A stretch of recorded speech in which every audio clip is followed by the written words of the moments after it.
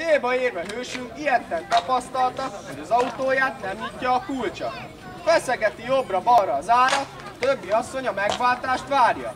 Az egyik utasa riadtan kiáltja, nyitogathatod, de mind hiába, ez a kulcs sose nyitja, a te autód odébb lett leállítva. Ugyanezen a koncerten történedett, hogy az egyik menyecske felkerekedett, és keresett a közelben egy illemhelyet. A társai az eső miatt siettek nagyon, és nem tűnt fel nekik, nincs meg az Amazon. Így elindultak gyorsan az autóval, ekkor jött a kérdés, mi van a barátnékkal. Mire jó a modern technika, csörrel már is a mobil masina. Itt ne adjatok, szólt a társuk, 5 év voltam, hol lettem másuk. Sikeresen ő is hazaért a törpivel, és megye legközelebb, az később dönti el.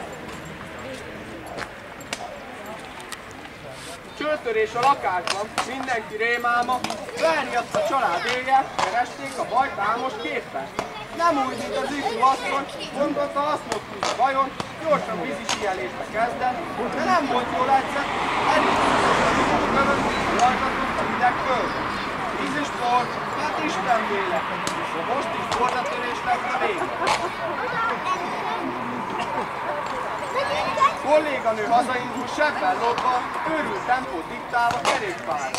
Messzire sajnos nem jutott, az éles kanyarba fel is bukott. Segítség is ott termett legott, az autóból lány és fiú is kiugrott.